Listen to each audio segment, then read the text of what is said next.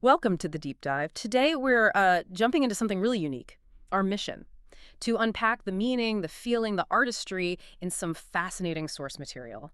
We're focusing on lyrics today, specifically from the YouTube video Let 'Em Talk by Mokan Topic. Yeah. We're putting the music aside for a bit, just really digging into the words themselves.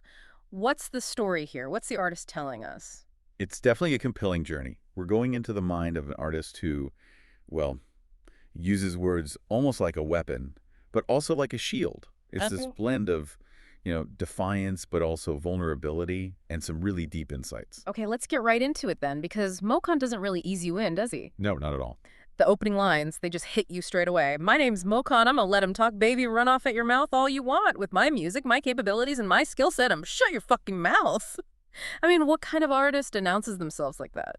Well, it's more than just being defiant, isn't it? It feels like a preemptive strike almost. A preemptive strike. How so? He's immediately asserting this fierce confidence, right? Yeah. And dismissing anyone who might criticize him before they even get a chance. Ah, okay. So setting the terms. Exactly. It's like he's saying, go ahead, talk. You're talking just proves my point. It flips the script. Hello. Makes their criticism almost a validation of his impact. That's a really interesting take, turning it into validation. But then, right after that huge opening, Mm-hmm. he gives us lines like, I've been harboring hate and anger inside of my soul, and also, demons old others, hold parts are hard on hold. How does that fit? Does it clash with that initial power statement? It complicates it, yeah, Hmm. but in a really fascinating way. He layers that outward strength with this really raw internal struggle almost immediately, So it's not just bravado. right? It makes Wow. it the persona much more complex, more relatable, I think. He shows there's a cost to that fight, an emotional weight. He's not just some tough caricature. Makes him more intriguing, definitely. Resilient despite the inner stuff. Precisely. Okay. So from that complex persona, let's pivot a bit. He talks about himself as a master of the craft. Mm-hmm. Very clearly. Lines like, anoint the mic like a god, and spitting on a daily for me is like tying shoes. How does that come across? What's he saying about his skill? It's suggesting it's completely inherent, right? Yeah. Like breathing.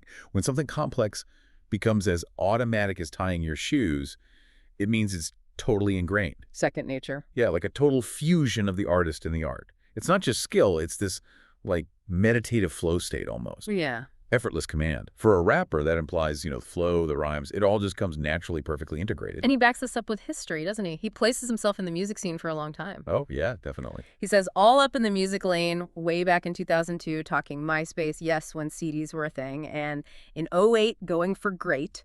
What does adding that history do for his message? Well, in music, longevity like that speaks volumes. 2002, MySpace and CDs. That's surviving multiple eras. And when he says he hit the lotto at the bottom, and the music game raised a lot of things seen with a bit more done, it paints this picture of, a real journey, overcoming stuff, enduring. So it adds weight to what he's saying now. Authority, maybe. Yeah, authority born from experience. He's seen the game change. He's stuck around. Okay, so that brings us, I think, to the core idea, the title itself, Let 'Em Talk. It comes up again and again. And it always seems paired with this, resolve. Mhm. He says, I want to watch them in the movie. And truth is powerful, bitch. I'm fortified. All of you are horrified because this magic isn't wise. How is let them talk working here? It's more than just ignoring them. Oh, much more. It's not passive ignorance. It's almost like he's inviting the talk. Inviting it. Yeah, because their words, their negativity, ultimately just highlight his own success, his own presence. He's saying his truth, his magic is his fortification. It's unconventional, maybe unwise to others, but it's his power. So the noise just confirms his reality. Exactly. It doesn't define him, it bounces off him, in a way. And speaking of noise, he gets pretty confrontational with the language towards his enemies, or hounds, as he calls them. Yeah, he does. Traitor, bitch, you violet, keep it. Shady Mayate, winking me annihilate as I look around. I have found all of the hounds that have been dragging me down with their hateful heavy pounds. I'm great, you ain't. That's already clear. How does that aggressive language fit with let 'em talk?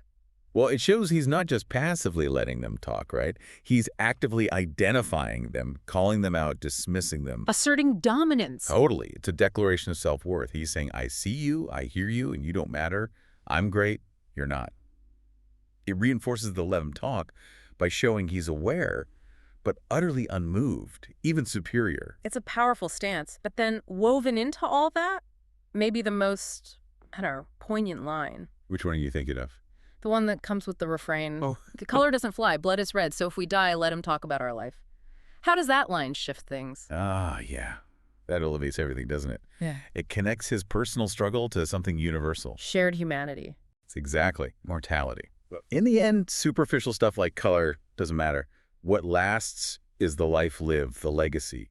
It puts the criticism in perspective. It's bigger than just him versus his haters. It adds a real depth beyond the confrontation. Okay, and grounding all this, he also gives us these glimpses into his actual craft and his life. In the technical side, too. Right, like defining bars. What are bars? Measures apart, span of a beat, every line equals bar after bar. I'm a H from the heart, embarking on a quest, war chest full of art. What does laying out the technicals like that tell us? It shows a deep respect for the craft itself, for the architecture of rap. His war chest full of art isn't just random words. It's built, structured. Meticulously crafted. Yeah, every bar has a purpose. It underlines that his mastery isn't just passion. It's also technique, understanding the form. And that understanding seems rooted in real life, too. The details he drops. Like red beans and rice? Yeah, and county jail picking pock, or mama's told all up in the fucking fold. What did those specific little details do for the listener? They add so much authenticity, right? They ground the whole thing.